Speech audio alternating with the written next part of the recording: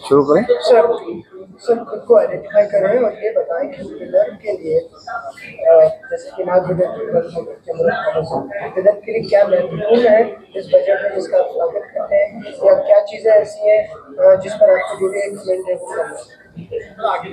जो आज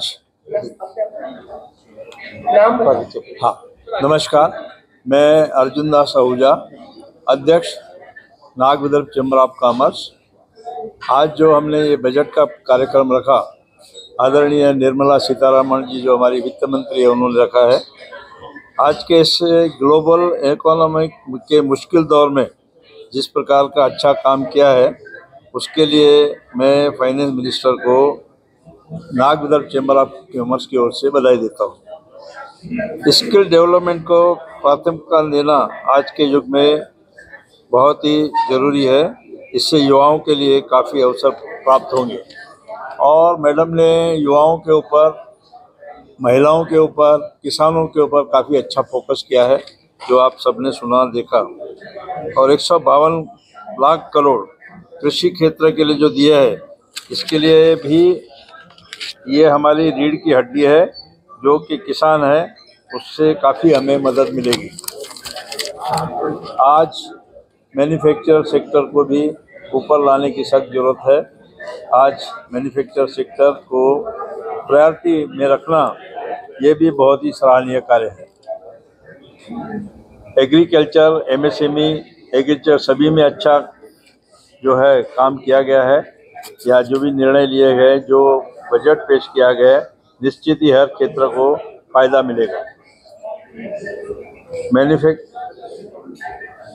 मेडिकल और मेडिकल इक्विपमेंट, गोल्ड, मोबाइल, इसके अंदर भी कस्टम ड्यूटी जो कम किया है वो भी सराहनीय कदम है।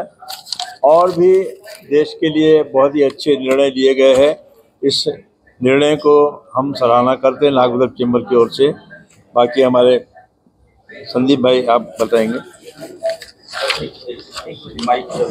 नमस्कार, मी Swapnil Ahirkar, Nag Vidarbha chamber of commerce vice president.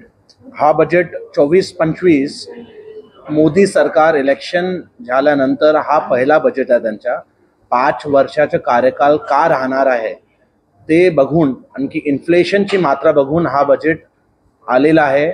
आमची अपेक्षा पुढे हे बजेट जो सगळे लोक सांगत आहे की बॅलन्स आहे, त्याच्यामध्ये पण इम्प्रूव्हमेंट होऊ शकते, आम्हाला असं वाटत आहे। हा बजेट छान आणलेला आहे, बॅलन्स आणलेला आहे। इन्फ्लेशनला बघून ह्या बजेटमध्ये एम्प्लॉयमेंट वाढवासाठी स्कीम्स आणलेली आहे। स्किल डेव्हलपमेंट, एमएसएमई बिझनेस कसं वाढू शकते त्याच्यामध्ये स्कीम्स आणलेली आहे। मध्यम वर्गीय लोक, मिडल क्लाससाठी स्कीम्स आणलेली आहे। मला असं वाटलं ह्या बजेटमध्ये बिहार आणखी आंध्र प्रदेशसाठी मोठे बूस्ट स्कीम्स आणलेली आहे, महाराष्ट्रासाठी कमी आहे। पण आम्ही अपेक्षित आहोत का महाराष्ट्रासाठी नेक्स्ट बजेटमध्ये काही स्कीम्स आणन हे लोक, पण ह्यावेळेला महाराष्ट्रासाठी काही मोठी स्कीम्स दिसली नाही। इंटर्नशिप 500 मोठी कंपनी सांगत आहे सरकार का लोकांना इंटर्नशिप देणार आहे, आणखी त्याच्यामध्ये एम्प्लॉयमेंट जनरेशन होऊ शकते। कस्टम ड्युटीज गोल्डमध्ये कमी केलेली आहे, ती एक मोठी बातमी आहे। आम्हाला असं वाटते हे बजेट मध्यम वर्गीयांसाठी छान बजेट आहे। आणखी डायरेक्ट इनडायरेक्ट टॅक्सेसमध्ये काही जास्त चेंजेस नाही केले आहे, पण अपेक्षित आहोत की नेक्स्ट बजेटमध्ये हे चेंजेस होईल। धन्यवाद।